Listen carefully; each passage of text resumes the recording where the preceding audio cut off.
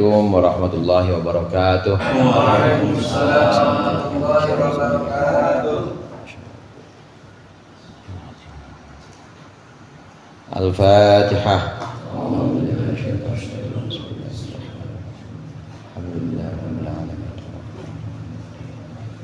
Iyyaka na'budu wa iyyaka nasta'in ihdinas siratal mustaqim siratal ladzina an'amta 'alaihim ghairil maghdubi 'alaihim waladdallin. Alhamdulillah ala ni'amihil kamilah wassalatu wassalamu ala sayyidina Muhammadin dzil awsafil kamilah wa ala alihi wa sahbihi alladzina nalu ad-darajatil ulya bis-sabqi fi nusratil millah.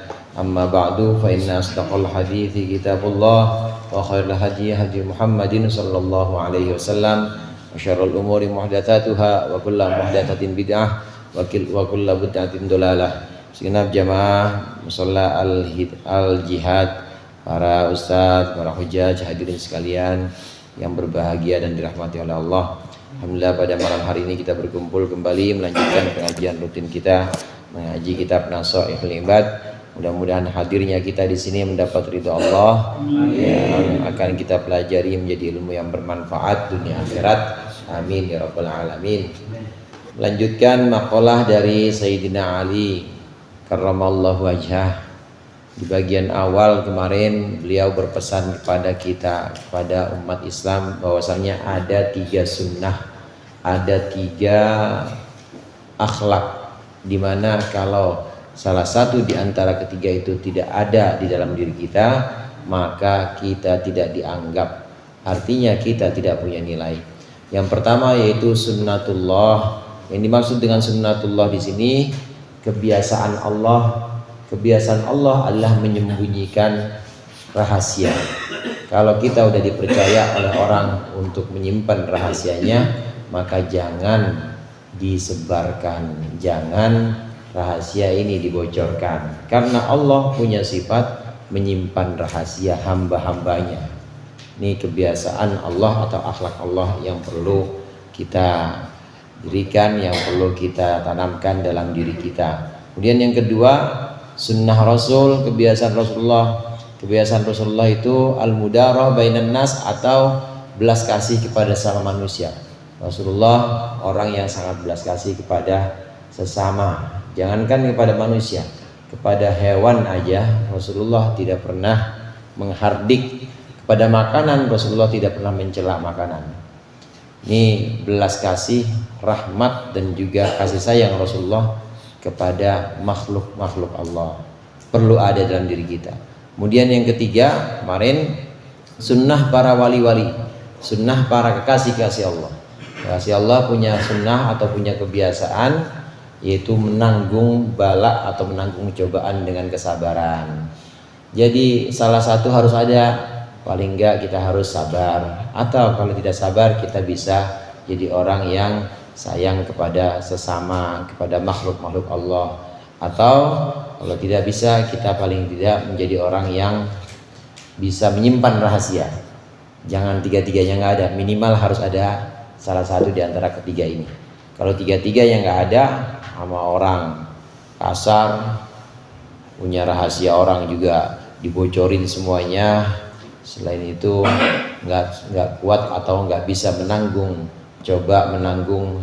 ujian-ujian yang berat-berat, dia nggak mau, maka nggak ada nilainya orang itu. Nah, yang berikut ini dilanjutkan oleh Sayyidina Ali masih dalam maqalah yang ke-20 dari bagian kitab ini. Qala al-musannifu rahimahullah wa nafa'ana bihi wa bi'ulumihi fid dharaini amin. Wa kanu man qablana minal umami yatawasawna ayyusi ba'duhum ba'dan. Wa kanu, dan mereka, man qablana, yaitu orang-orang sebelum kita, minal umami, umat-umat sebelum kita, yatawasawna, saling berpesan, ayyusi ba'duhum ba'dan, sebagian mereka memberikan pesan kepada sebagian lain, bithalati khisalin, dengan 3 perkara atau 3 perbuatan, wa yatakatabuna biha, dan mereka saling bersurat dengan 3 budi pekerti ini, dengan 3 akhlak ini. Ayyursilu ba'dhum alkitabata bitilka thalati, maksudnya sebagian dari mereka yu'tilu ba'duhum, sebagian dari mereka mengirimkan alkitabata surat pesan bitilka salati dengan 3 pesan ini la ba'din kepada sebagian lain. Faman badalun min ismi kana. Man di sini jadi badal dari isim kana. Tadi di depan ada wakanu man qoblana. Jadi segi nahwu atau gramatikal Arabnya itu man di situ jadi badal dari dhamir wawu dari isimnya kana yang ada di situ. Man amila syai'an. Ini 3 hal yang selalu diwasiatkan oleh orang-orang sebelum kita kepada sahabat-sahabatnya. Man amila syai'an minal a'mali al-akhli akhiratihi kafahullahu amra dinihi wa dunya. Barang siapa yang melakukan sesuatu yaitu amal perbuatan akhirat, kafahullahu amra dinihi wa dunyahu, maka Allah akan mencukupinya urusan dunia, urusan agama dan urusan dunianya. Fahuwa fi hifdzillahi ta'ala, maka dia ada dalam pemeliharaan Allah Ta'ala fi jami'i ahwalihi, dalam segala keadaannya. Satu. Pesan yang kedua, waman ahsana sariratahu, barang siapa yang memperbaiki sariratahu, hatinya, ay dhamira qalbihi, maksudnya yang tersimpan dalam hatinya, ahsanallahu ala niyatahu, maka Allah akan perbaiki ala niyatahu, zahirnya. Fadzahiru yadullu alal batin, maka zahir itu menunjukkan kepada yang batin. 2. Yang ketiga, waman aslaha ma bainahu wa bainallah, barang siapa yang memperbaiki sesuatu antara dia dan Allah, bian amila amalan sholihan minar riya, dengan cara melakukan perbuatan murni ikhlas karena Allah, atau bersih minar riya, dari riya, wal ujbi dan ujub, wat tasmi'i dan sum'ah, aslahallahu ma bainahu wa bainan nas, maka Allah akan perbaiki sesuatu antara dia dan antara manusia. Faman ahabbahullahu ta'ala ahabbahul khalqu, barang siapa yang Allah cintai, maka makhluk atau manusia juga akan mencintai dia. Ini 3 pesan lanjutan dari makalah Sayyidina Ali yang ke-20 yang ada di kitab ini, yaitu bab ke-20. Dan kata Sayyidina Ali, orang-orang sebelum kita, orang-orang soleh sebelum kita ini senantiasa berpesan dengan 3 hal ini. Kalau mereka bisa menulis, ya mereka senantiasa menuliskan risalah atau menuliskan surat dan berpesan dengan 3 hal ini. Yang pertama, pesannya, siapa yang melakukan perbuatan-perbuatan untuk akhirat, siapa yang melakukan pekerjaan-pekerjaan niatnya untuk akhirat, maka Allah akan mencukupi urusan dunia dan mencukupi urusan agamanya. Yang penting niatnya adalah akhirat. Dagang niatnya apa? Niatnya akhirat. Emang bisa Ustaz dagang niatnya akhirat? Bisa. Mulai dari awal kita bismillahirrahmanirrahim, saya dagang untuk bekal ibadah. Kalau kira-kira udah terjamin atau sudah terpenuhi kebutuhan keluarga saya, pasti ibadah saya tenang. Maka saya dagang niatnya untuk menyokong ibadah saya supaya dapurnya nggak mengkhawatirkan, karena dapur kan butuh ngebul juga, maka kudu cari nafkah. Dengan cara apa? Dengan cara berdagang. Boleh berdagang untuk apa? Untuk akhirat, niatnya untuk akhirat. Kerja di kantor, niatnya untuk apa? Untuk akhirat, niatnya untuk bekerja sebaik-baiknya. Kalau yang ada di kantor layanan masyarakat, ya untuk masyarakat. Yang kerjanya di Belambir, ada nggak orangnya? Yang kerjanya di bank rakyat Indonesia, pokoknya melayani nasabah atau melayani kliennya, melayani orang-orang yang memang perlu dia layani, karena di situ dia megang tanggung jawab. Yang jadi guru yang melayani murid, melayani orang-orang yang dia didik atau dia bina. Orang-orang yang dia didik dan dia bina ini adalah orang-orang yang mengharapkan ilmunya, mengharapkan bimbingannya, maka datang dia jauh-jauh, datang dia dari tempat yang enggak dekat ke situ mengharapkan ilmu dan bimbingan, jangan dikecewakan. Niatnya untuk apa? Niatnya untuk akhirat, tabungan buat akhirat. Yang ngajar, ya kerja di kantor, ya kerja di masyarakat, ini kalau niatnya buat tabungan akhirat, niatnya buat tabungan akhirat ya Pak, niatnya buat tabungan akhirat, insya Allah urusan dunianya ngikut, Allah jamin tuh. Begitu juga urusan agamanya, insya Allah juga terjamin, gak bakal terlantar atau terbengkalai sholat 5 waktunya, gak bakal juga terlantar atau terbengkalai kewajiban-kewajiban yang lain seperti puasa Ramadan dan lain sebagainya. Karena dari awal orang ini sudah niat buat akhirat, niatnya, tekadnya buat akhirat. Jadi ngaji, kerja di kantor, narik, dagang di pasar, semuanya niat untuk nabung akhirat, untuk supaya ada balasan atau ganjarannya di akhirat. Maka dia akan Allah jamin, dunianya Allah jamin, agamanya juga Allah jamin. Orang yang dunianya dijamin oleh Allah, agamanya dijamin oleh Allah, maka dia akan Allah jaga, akan ada dalam pemeliharaan Allah, hifdzillah, akan ada dalam penjagaan Allah dalam segala hal, dalam segala sesuatu. Andai ada musibah dalam pekerjaannya, insya Allah dia Allah yang jaga, karena niatnya adalah untuk akhirat. Andai dalam pekerjaannya ini ada sesuatu yang bikin dia rugi, pengen orang bikin dia rugi, pengen orang bikin dia itu menderita dalam pekerjaannya, Allah yang jaga, karena Allah yang jamin. Ini yang pertama, kerja niatnya buat akhirat. Orang yang kerja niatnya buat akhirat, buat tabungan akhirat, maka Allah jamin agama dan dunianya sekaligus, Allah jamin keselamatannya, dan Allah akan jaga dia fi hifdzillah fi jami awali, fi jami ahwali, dalam segala keadaan akan Allah jamin bahwa akan Allah jaga, bahwa dia akan baik-baik aja. Ini kan yang penting baik-baik aja nih saudara. Yang penting kan ini baik-baik, yang dimaksud dengan baik-baik di sini selamat. Yang dimaksud baik-baik di sini apapun keadaannya dia selamat. Selamat itu ilmu paling tinggi. Orang kaya, banyak pengikutnya, duitnya juga nggak ada serinya, tapi kalau nggak selamat gimana? Celaka kalau nggak selamat. Tapi kalau nggak punya duit, pengikutnya nggak ada, tapi kalau selamat enak aja, yang namanya selamat. Dijamin oleh Allah keselamatannya. Seorang yang bekerja niatnya karena akhirat, maka akan Allah jamin keselamatannya dalam penjagaan Allah. Yang kedua, barang siapa yang menjaga isi hatinya, menjaga segala sesuatu yang ada dalam hatinya, maka Allah akan, barang siapa yang memperbaiki apa yang ada dalam hatinya, maka Allah akan memperbaiki yang ada dalam badannya, yang dalam ada zahirnya, akan memperbaiki dalam zahirnya. Ahsana di sini artinya memperindah. Orang yang memperindah hatinya dibuat untuk husnuzon kepada Allah, yakin bahwa Allah akan terus menjaga dia, yakin bahwa Allah akan memberikan rezeki kepada dia. Hatinya terus dilatih untuk menjadi hati yang baik. Hatinya tawadu, gak pernah sombong kepada sesama, gak pernah menganggap bahwa dia lebih mulia dibanding orang lain, namanya tawadu. Hatinya dijaga, hatinya ikhlas.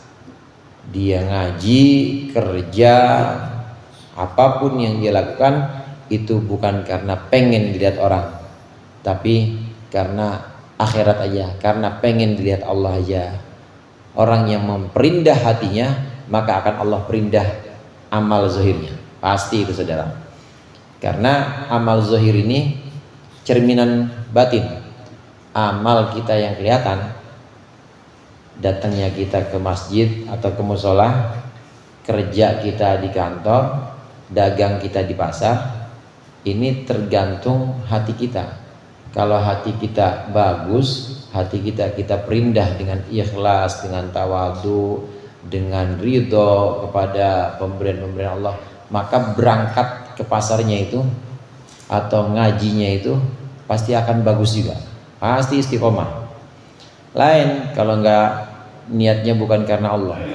Orang misalnya pergi berangkat ke musola, dari hatinya niatnya bukan karena Allah, niatnya ke musola karena pengen lari dari omelan bininya, daripada gue di rumah diomelin mulu misalnya. Sekali 2 kali, besok bininya nggak ngomel, bininya ngajak jalan mah dia nggak ngaji, nggak ngaji dia orang. Kenapa? Udah akur lagi lah. Kenapa bang nggak ngaji? Ya kan gue kemarin ngaji gara-gara diomelin, sekarang gue udah akur sih sama bini, akhirnya ngajinya. Karena dari awal niatnya bukan karena Allah, niatnya karena lari dari omelan bini. Tapi kalau kita perindah atau kita benahi niat hati kita diperbagus dengan segala akhlak, tawadhu, ikhlas dan lain sebagainya, maka badan kita akan bagus amalannya, istiqomah pasti, ngajinya istiqomah. Diajak bininya mau jalan, enggak, kenapa? Ntar kalau mau jalan bisa orang giliran saya ngaji sih, masa jam-jam ngaji saya nih menang ngaji cuma seminggu sekali, jangan ajak saya, kata dia gitu. Istiqomah. Kenapa? Hatinya udah mantep lillahi ta'ala. Itu kalau niat hatinya atau keadaan hatinya benar-benar dia perindah, dia perbagus. Kalau orang yang bagus hatinya, maka amal zahirnya pasti bagus, istiqomah. Ada orang doa misalnya Pak, dia doa niatnya cuma buat ijabah.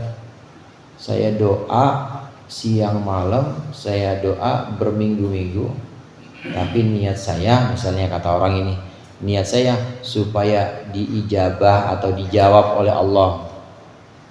Udah sampai 4 bulan nggak dijawab-jawab, kira-kira berhenti nggak doanya?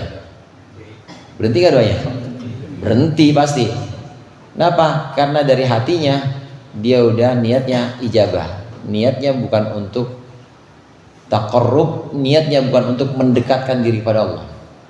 Tapi kalau niatnya bukan untuk dijawab oleh Allah, mau dijawab mau enggak, pokoknya saya pengen intim, saya pengen dekat kepada Allah, maka tetap dia baca zikir-zikir, wirid-wiridnya, ya Yasin, ya doa wahwah, tetap dia baca. Kalau punya zikir-zikir tertentu, dia tetap munajat kepada Allah, ilahi lastu lil firdausi ahla, tetap ya Allah ampuni. Nggak bakal pernah itu 4 bulan 5 bulan terus, karena memang itu udah dari hati, niatnya bukan buat dijawab oleh Allah. Mau Allah jawab mau enggak, kewajiban saya hamba ibadah, dan doa itu adalah intinya ibadah. Maka nggak bakal berhenti dia 4 bulan, meskipun nggak ada jawaban tetap bangun malam tetap nggak bakal dia berhenti, karena niatnya dari hatinya bukan untuk dijawab atau bukan untuk dikabulkan. Kalau toh dikabulkan oleh Allah ya alhamdulillah, kalau enggak lanjut terus. Orang dalam doa aja itu udah merupakan hadiah. Doa itu saudara udah hadiah. Jadi andai Allah nggak kasih kabul sekarang, itu udah hadiah dari Allah. Emang apa hadiah Ustaz? Orang yang bisa doa ditakdirkan untuk ngangkat tangannya, ditakdirkan untuk menuturkan hajatnya kepada Allah saja, itu udah orang pilihan, nggak orang sembarangan. Dia bisa ngangkat tangan, bisa menyebutkan ya Allah tolong saya, betapa banyak dosa-dosa saya, mungkin penyebab dosa-dosa saya ini penyebab dari kesulitan hidup saya saat ini. Dia bisa ngomong begitu aja sambil angkat tangan, itu udah jadi orang pilihan. Jadi orang yang Allah takdirkan bisa doa.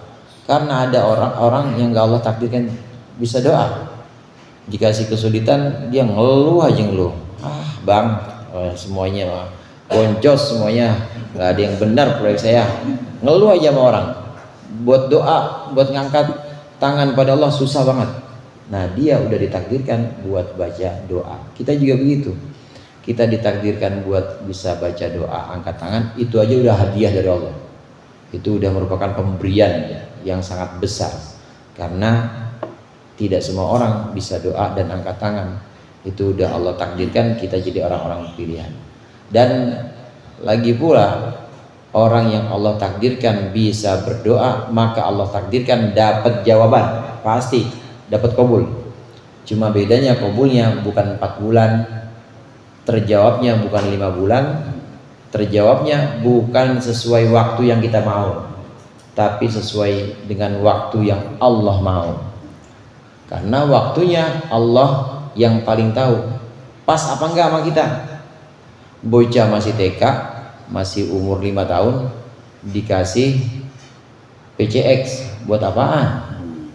Buat apaan? Belum waktunya, nggak ada gunanya, nggak ada manfaatnya. Nah demikian juga doa-doa kita belum Allah kabulkan, nanti waktunya emang belum saatnya. Sebab kalau dikasih sekarang nggak ada manfaatnya buat kita. Bukan manfaat yang didapat, malah jadi madorot atau bahaya. Bocah 6 tahun kasih PCX, nabrak kemana-mana. Begitu juga kita. Jadi waktunya bukan 4 bulan, 5 bulan. Ini sesuai dengan mau kita, dikabul enggak, tapi waktunya sesuai dengan maunya Allah. Dan Allah kalau punya iradah atau kalau punya mau, itu sesuai dengan pas atau enggak buat kita. Allah yang maha tahu. Dan bentuknya saudara, bentuk ijabah itu juga bentuknya sesuai dengan bentuk yang Allah kehendaki, bukan bentuk kita. Kadang bentuknya sesuai dengan permohonan kita, bentuknya sesuai dengan doa kita. Kadang enggak, bentuknya Allah ganti dengan cara menghindarkan kita dari musibah. Bisa orang-orang yang umuran dia gitu ya, ukurannya ya, kerjanya sama, umurnya sama, kebiasaan sama, ya ukurannya mah udah stroke, tapi dia enggak. Itu lantaran apa? Lantaran doa dia.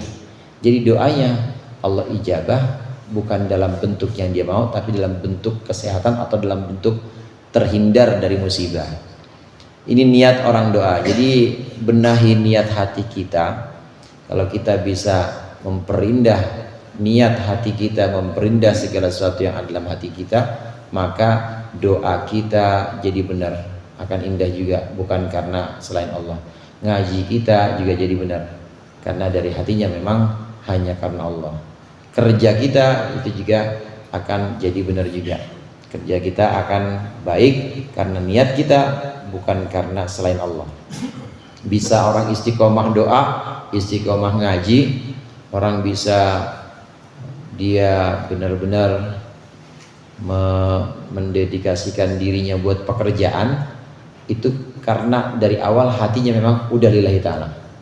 Orang yang dari hatinya lillahi ta'ala, maka kerjaannya pasti dia mendedikasikan seluruhnya buat pekerjaan dia. Doanya, ngajinya, ibadahnya itu juga bukan karena apa-apa, pasti karena Allah, dan pasti istiqomah. Ini yang dimaksud dengan ahsanallahu ala niyatahu.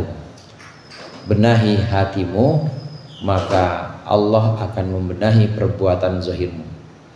Perindah hatimu dengan niat-niat dan akhlak yang baik, maka Allah akan memperindah, Allah akan memperindah perbuatan zahirmu, pekerjaan dan lain sebagainya akan Allah perindah dengan istiqomah, dengan kesungguhan. Yang ketiga, pesan orang-orang terdahulu.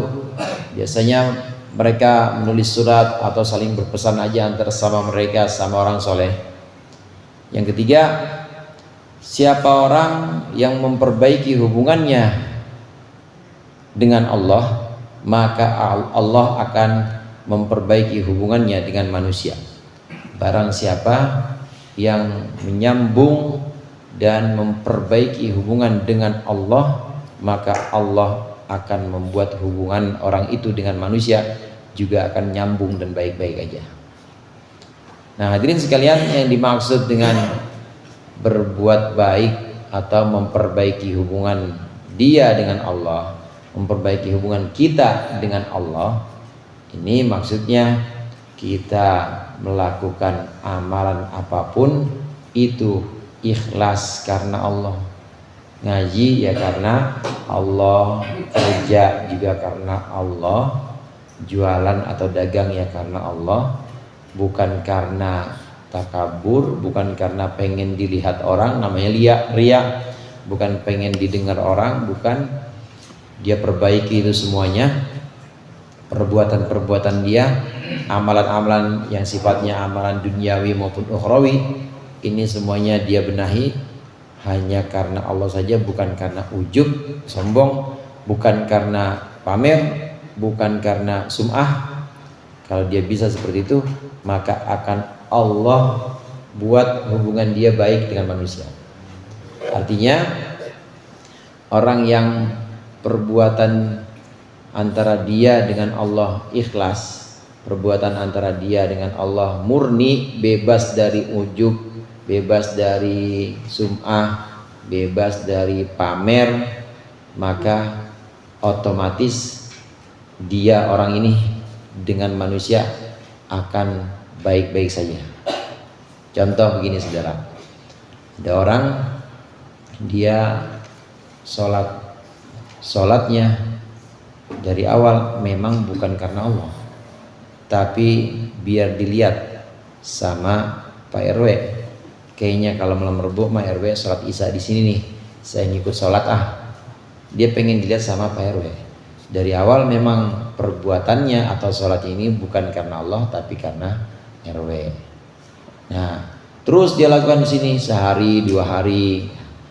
Begitu ketahuan sama orang, dia mah sama jamaah yang lain, dia mah sholat bukan karena apa-apa, sholatnya cuma karena RW. Ketahuan bahwa dia sholatnya karena RW. Pasti hubungan dia sama teman-teman yang lain akan beda. Hubungan yang dia sama teman-teman lain itu akan terganggu. Dan kalau satu waktu misalnya ini orang sholat, satu waktu antara dia dengan jamaah lain, ini ada slack atau ada konflik sedikit, pasti besokannya udah gak mau sholat lagi. Kenapa? Udah orang ada RW, gue juga malas ketemu sama dia. Sholat ketemu sama dia lagi, enggak, mendingan gue gak usah sholat dah, gak jadi sholat. Hubungannya dengan manusia pasti akan terganggu juga. Kenapa terganggu? Karena memang sejak awal dia bukan karena Allah. Tapi kalau sejak awal karena Allah, mau ketemu orang yang senang sama dia kayak Pak RW atau benci sama dia bodoh amat, tetap dia akan berangkat sholat. Karena dari awal niatnya adalah untuk Allah, niatnya bukan karena ujub, bukan karena sum'ah, bukan karena ria, dan karena ingin dilihat orang. Nah, ini pesan yang ketiga. Barang siapa yang menjaga, barang siapa yang melakukan perbuatan-perbuatan antara dia dengan Allah secara ikhlas, maka Allah akan perbaiki hubungan dia dengan hubungan manusia. Nah, singkatnya di sini kesimpulannya Syekh Nawawi Banten menyebutkan faman ahabbahullahu taala ahabbahul khalqu. Barang siapa yang Allah cintai, pasti manusia akan mencintainya. Gimana Allah mencintai kita? Gimana Allah mencintai seorang? Allah mencintai seorang kalau perbuatan amalan-amalannya itu ikhlas karena Allah. Amalan kita saudara, itu yang Allah lihat bukan hanya zahirnya, tapi batinnya. Allah melihat ngaji kita karena siapa? Allah melihat kerja kita itu karena bos apa karena Allah? Allah melihat dagang kita itu dagangnya karena untuk memperoleh ridha Allah, karena Allah perintahkan kerja, atau cuma pengen dunia aja. Kelihatan tuh semuanya. Yang Allah lihat adalah hatinya. Innallaha la yanduru ila ajsamikum walakinnallaha yanduru ila qulubikum. Sesungguhnya Allah tidak melihat bentuk-bentuk jasmani atau bentuk zahir kita. Yang Allah lihat itu hati kita. Orang yang hatinya dalam sholat atau kerja atau dagang hatinya ikhlas karena Allah, maka akan Allah buat manusia itu cinta kepada dia. Akan Allah buat manusia itu menjadi senang kepada dia. Karena orang yang seperti ini saudara nggak bisa mencela-mencela pasti. Orang yang hatinya karena Allah aja, dia pasti akan konsisten. Mau orang ngalem dia, mau orang mencaci dia, pokoknya karena memang karena Allah, dia lakukan itu karena Allah, maka dia nggak peduli, konsisten dia. Nah, orang yang seperti ini akan dicintai oleh orang, dicintai oleh manusia lain, maksudnya oleh orang lain.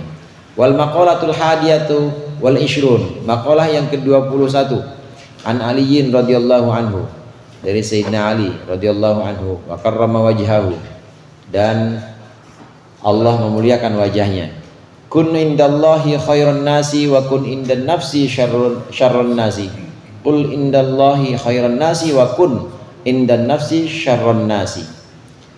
Dzalika kama qala Sayyidi Syekh Abdul Qadir Al-Jilani. Kun, kata Sayyidina Ali, jadilah engkau indallahi, di sisi Allah, khairan nasi, sebaik-baiknya manusia. Wa kun indan nafsi, dan jadilah engkau indan nafsi, di sisi hawa nafsumu, jadilah engkau syarran nasi, sebagai seburuk-buruknya manusia. Allah dengan nafsu, di sini bandingannya seperti itu. Nafsu itu emang yang mana sih Ustaz? Nafsu itu yang ada dalam diri kita. Nafsu itu saudara isinya syahwat sama model-model ambisi atau kehormatan-kehormatan namanya nafsu. Syahwat ada dua, ada syahwat perut, ada syahwat farji. Itu hawa nafsu semua tuh, itu nafsu semuanya. Jadi orang pengennya makan mulu yang enak-enak, nafsu juga. Makanya dibatasin, nggak boleh terlalu kenyang, nggak boleh terus-terusan setahun makan mulu, maka Ramadan harus berhenti. Itu nafsu, nafsu perut atau syahwat perut. Satu lagi ada syahwat namanya syahwat kelamin. Syahwat kelamin diatur, cuma boleh kepada orang-orang yang Allah halalkan, maksudnya istri-istrinya, diatur semuanya. Nafsu itu isinya syahwat atau kemuliaan-kemuliaan. Jadi pengen dihormatin orang, nafsu itu. Kemudian pengen dilihat orang, itu nafsu juga. Pengen didengar sama orang, itu nafsu juga. Semuanya. Jadi ajakan-ajakan nafsu itu apa? Ajakan-ajakan nafsu gampang ininya mendeteksinya. Ajakan nafsu itu pengennya kenyang mulu. Kalau udah kenyang tidur, nggak mau ngapa-ngapain dah, udah. Ntar bangun lapar makan lagi. Ntar kalau ada selingan, kira-kira pengen kawin. Itu begitu aja itu nafsu ajakannya. Ya ntar kalau waktunya beol atau beol pak. Waktunya beol udah. Begitu terus-terusan. Jadi kalau nggak perut nggak farji. Ntar giliran sama orang dikritik, lu bang kerjanya makan tidur sama berak aja, hardolin dahar model ulin, makan tidur berak, giliran dikritik sama orang atau nasihatin, marah dia. Lu sembarangan lu ya sama orang tua ngomongnya. Yang bener kalau ngomong sama orang tua, marah dia karena ngerasa kehormatannya ini diusik, ngerasa lebih tua, marah. Nah itu hawa nafsu juga tuh. Hawa nafsu juga. Yang begitu jangan diturutin. Terus bagaimana kalau terhadap hawa nafsu? Jadilah kita musuh. Jangan turutin kemauan hawa nafsu. Jadi di sisi hawa nafsu atau menurut hawa nafsu, ini adalah kita orang yang paling ngeyel harusnya. Diajak kenyang nggak ada kenyang-kenyangan, cukup sepiring aja, nggak usah nambah lagi.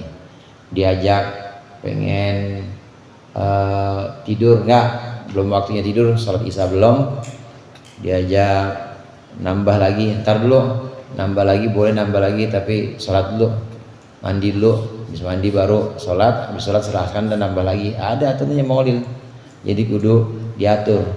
Ntar jangan asal mau di ini aja, asal mau diturutin, karena nafsu itu harus dilawan.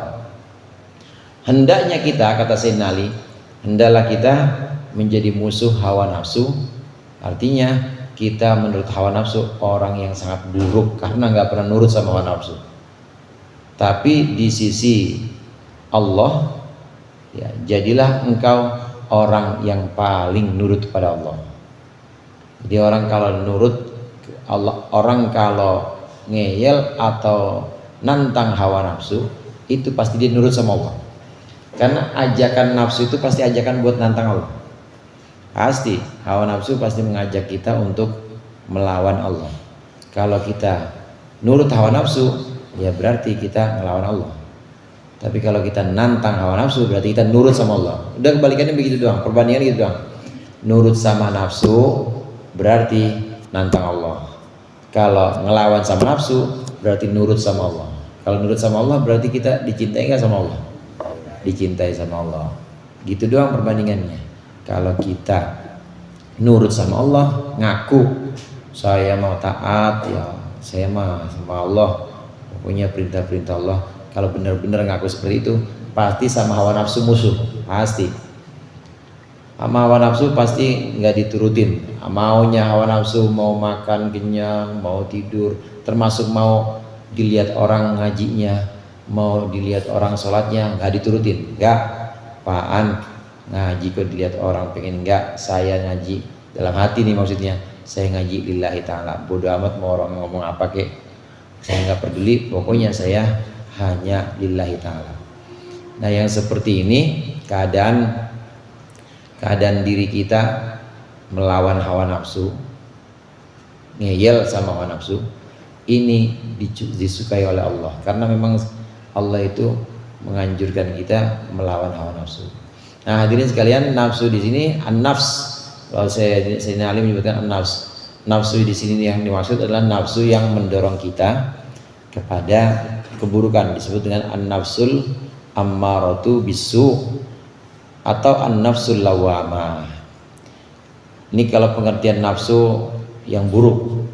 Dan umumnya kalau di mutlak, kalau disebutkan mutlak nafsu disebutkan begitu aja secara mutlak, itu maksudnya nafsu yang buruk. Pasti kalau enggak syahwat, perut sama kelamin itu kemuliaan, pengen dipuji, pengen segala macam, itu pasti itu. Kalau disebutkan nafsu mutlak. Tapi kalau disebutkan tidak secara mutlak, ada yang namanya jiwa yang tenang, an-nafsul mutmainnah, bukan itu. Jadi ada nggak jiwa yang tenang? Ada. Jiwa yang tenang itu jiwa nafsul mutmainnah, itu jiwa yang sudah bisa menundukkan ajakan-ajakan buruknya. Tiap ajakan buruk dia nggak pernah turutkan, maka jadilah dia an-nafsul mutmainnah. Jiwa yang tenang ini jiwa yang oleh Allah dipanggil ya ayyatuhan nafsul mutmainnah, wahai jiwa-jiwa yang tenang. Maksudnya udah nggak keseret lagi sama ajakan syahwat, sama ajakan ujub, sama ajakan takabur, udah nggak keseret-seret lagi. Wahai jiwa yang tenang, udah nggak seret-seret lagi sama ajakan kenyang, sama ajakan kelamin, udah nggak, tenang nih jiwa ini. Ya ayyatuhan nafsul mutmainnah irji'i ila rabbiki radiyatan mardiyah. Kembalilah engkau kepada Tuhanmu yang menciptakanmu, radiyatan, ridho, maksudnya dengan cinta kepada Tuhanmu, mardiyatan, dan dicintai oleh Tuhanmu. Orang yang sudah sampai pada tahap nafsul mutmainnah, jiwanya tenang karena udah nggak terseret ajakan-ajakan nafsu ammarah dan nafsu lawamah, maka dia pasti akan kembali kepada Allah dalam keadaan tenang, dalam keadaan cinta. Dia cinta kepada Allah dan Allah cinta kepada kita. Itu yang kita pengen, saudara. Dan itu nggak harus mati, maksudnya nggak harus meninggal. Nggak harus kita meninggal dulu.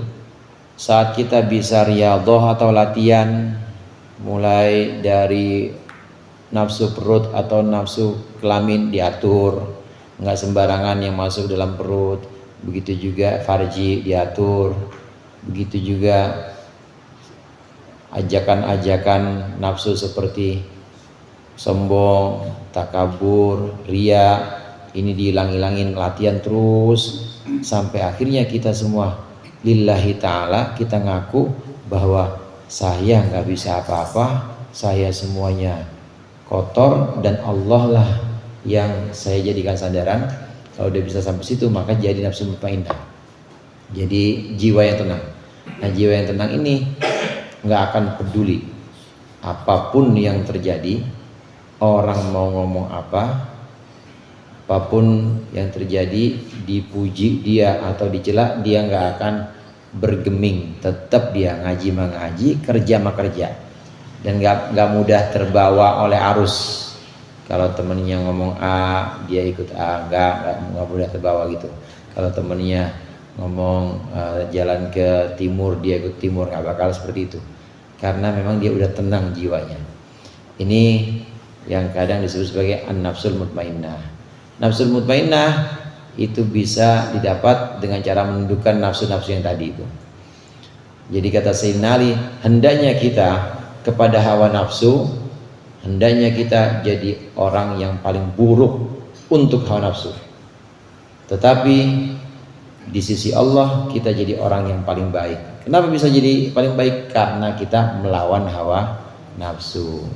Dan ini dijelaskan berikutnya, dikutip lagi perkataan dari Syekh Abdul Qadir Al-Jilani. Wa dzalika kama qala Sayyidi Syekh Abdul Qadir Al-Jilani, wallahu a'lam bishawab. Insyaallah kita lanjutkan pertemuan yang akan datang. Dikurangnya mohon maaf. Wallahul muwaffiq ila aqwamit thoriq. Assalamualaikum warahmatullahi wabarakatuh.